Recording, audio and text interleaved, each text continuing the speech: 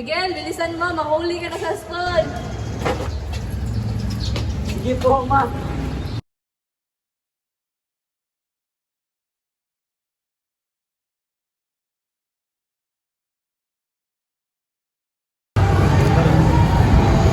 Uy, pre, tingnan niya si Huling. Parang masumikat na yung summer. Oo nga, parang wala pang bili ng whitening soap. Oo nga, tapos nagpapas tong kiukay. Ganito na lang ba palagi? Pinagtatawanan, kinukutya at hindi ako tinatrato ng patas dahil lamang sa aking balat.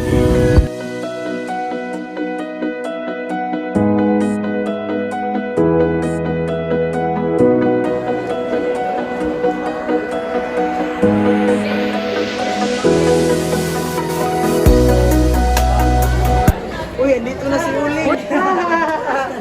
Nigger. Good morning, class. Good morning. Please sit down. So, yesterday we talked about discrimination. So, what is discrimination, Mama?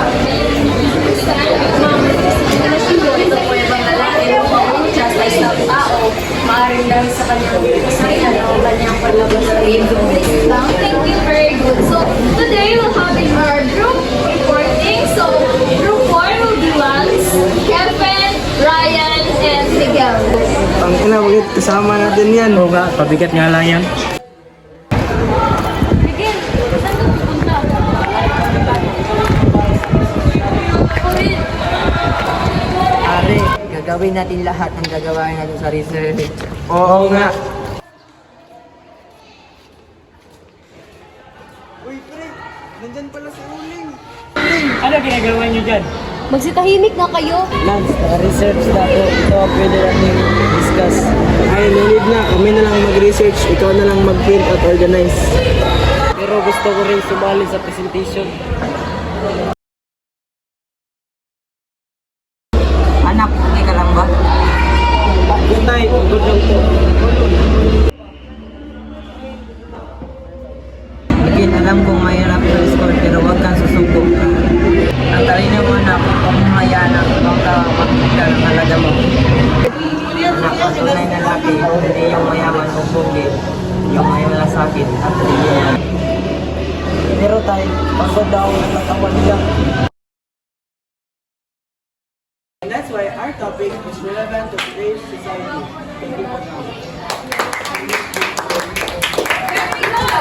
Any questions? May tanong po ba? Sino po ang nag-research about this circle contest? Kasi sobrang detailed nun. Lance, Kevin, sino? Kami po, ma'am. Talaga? Kasi nakita ko si Miguel yung lagi dito sa library. Yung research, yung last week, halos araw-araw. Miguel, totoo ba yun? Totoo ba yun? Ma'am, hindi tinulungan. Si Miguel ang gumawa ng karamihan, nakita ko, pero hindi siya included sa presentation. Hindi man lang siya binigyan ng credit. Max, totoo ba yun? Nag-contribute po kami lahat, ma'am. Miguel, ikaw ba ang nag-research? Opo, ma'am. Ayos lang. Kaya na po ako nakakontribute. Hindi ako sang-ayon dyan. Yan ang problema sa inyo, Lance. You're taking credit for other people's work. Miguel, stand up. Now, ikaw ang mag-explain ng historical context. Ang historical context po ng ating topic ay nagsimula noong kung saan ang diskriminasyon ay institutionalized ang mga tao kingin ay hindi sapat dahil sa kanilang kulay, estado sa buhay ng pinupunan o walang karapatan. Nawa silang alipin, nawa silang servants, tinrato silang mas mababa. Pero ang totoo, lahat ng tao ay may karapatan kilala, maging marinig at tatuwing pantay.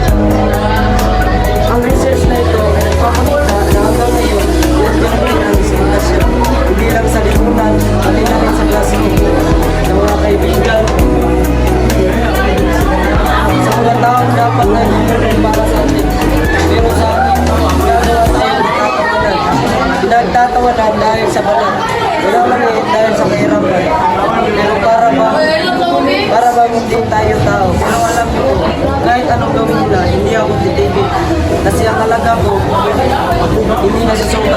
kulay ng balat ko, nasa luma ng sapatos. Masusukat yan sa kung sino at bilang tao. Excellent, Miguel. Very well said. Yan ang tunay na leader. Yan ang tunay na lalaki.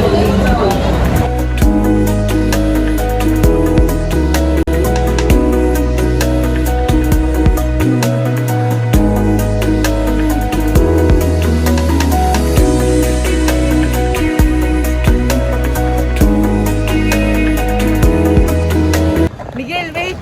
Wait, Miguel! Ha? Sorry, pre. Sorry, pre. I treated you like shit. And puro lang ako yabang at basketball. At ikaw, napaka-smart mo. Tapos ako, puro lang basketball.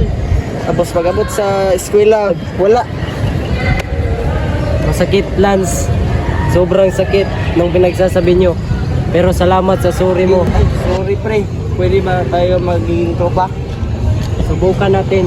Pero Lance, hindi porket pag-sorry ka, okay na lahat. Kailangan mong ipakita sa actions mo. I will promise. sorry, pre. Sorry, pre. Sige, Miguel, saan ka pupunta? Pwede bang sumama? dito lang magtatambay. Bumper flag for Cliff. Bumper flag for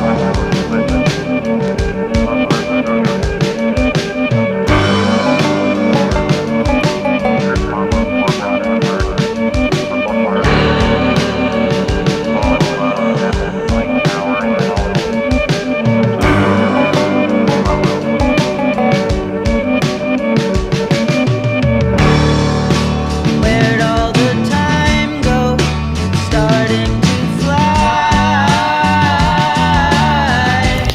Ang diskriminasyon ay nakakasakit.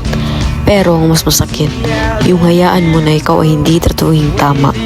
Ang diskriminasyon ay nagsisimula sa maliit na bagay, sa tingin, sa salita, sa hindi pagkilala. Pero ang pagbabago, nagsisimula rin sa atin.